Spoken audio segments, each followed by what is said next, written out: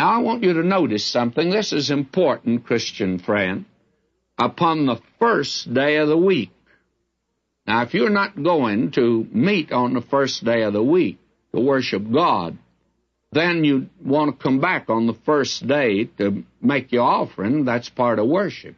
Because Paul says here, upon the first day of the week, not on the Sabbath day. This is for the church. It's the first day of the week when the church comes together to remember the Lord Jesus in his death and resurrection. He came back on the first day. Now, he says, let every one of you lay by him in store, as God hath prospered him. Nothing about tithes and offerings. But you're to lay by as God has prospered you. Now, how has God prospered you? And Paul says, I want you to do this, that there be no gatherings when I come. I do not want my meetings with you spoiled by high-pressure methods of taking up an offering. Paul says, I don't want that. I won't have that. And that's the way today that special meetings are generally carried on, especially evangelistic meetings. I've had to give as much attention to the offering in the past as I've had to do with trying to deal with the new converts. It seems that so much attention is given. Now, Paul just puts it down as it should be done, and it's almost contrary to the way that we do it today. Now, let me say this to you, as God has prospered him. I had an officer in a church in Texas, a man of means. He owned several Coca-Cola plants, and he had the local one in the town where I was, and he owned a ranch, and he and I used to go out to that ranch and hunt and fish. And he always would say to me, Preacher, why don't you preach on tithing? Well, I said, why should I preach on tithing? He says, because it's the Bible way of giving. I said, well, it was the Old Testament way. But I said, under grace, I don't really think it's that way. He said, how do you think it ought to be? I said, God has prospered him. Now, this was during the Depression. I said to him, now, for some strange reasons, Coca-Colas are selling.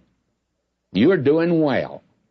But I said, I can mention several members of our church that couldn't give a tithe right now.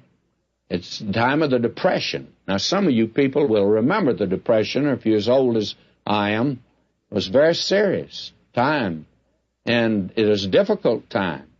And I said they couldn't give. And I said, I don't think God's asked them to give a tithe. He says, you mean God hasn't asked them to give a tithe? No, I said, as God hath prospered him. That's the way he's to give. And I said, look, I said, you know that these people can't give a tenth, and God's not asking to give a tithe. And I said, there's some people, though, that are doing well.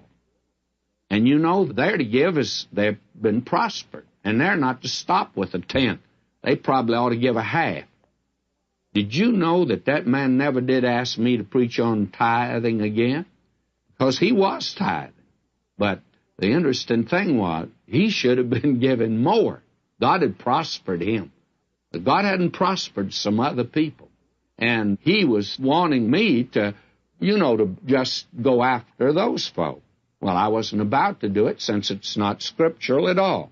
As God has prospered him. And by the way, are you giving as God has prospered you? Quite interesting. Paul says here in verse 3, And when I come, whomsoever ye shall approve by your letters, them will I send to bring your liberality unto Jerusalem. And if it be meet that I go also, they shall go with me. And Paul says, I want you to pick out a committee to take it to Jerusalem with me, and it's well for one man not to be responsible for the offering. Not in Christian work. I think one of the most dangerous things today is to turn the offering over to a single individual and let one man handle it. Somebody says, well, don't you think he might be honest? Well, I think the problem is he might not be. That's the problem. If he's honest, there'd be no problem. But that's the best way to handle it, and it's a very fine way. And you notice Paul's using business-like methods here. Now he calls their giving liberality. And he called the collection logios, that's to collect. And now he calls their bounty here, or liberality, he calls it charis, and that's the word for grace. And in Romans 15:26, it's called a contribution. In 2 Corinthians 9:5, it's called a eulogia. That means a blessing. And in 2 Corinthians 9:12, it's called a liturgia, and that's a ministration. And in Acts 24:17, it's called an elemusonai, and that means alms. All of this has to do with you giving to the Lord, and you could use any one of these. Now, the interesting thing is, the word bounty here, or liberality, or grace. And it should be grace giving today. How has God blessed you? Could your giving today be considered liberality?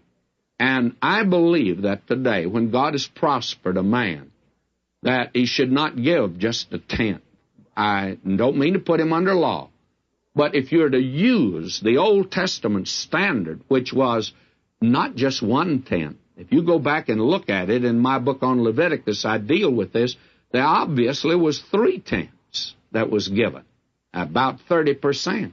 Now, if God required that, and of course government came in for part of that, they were the theocracy, so that what we have here is something tremendous.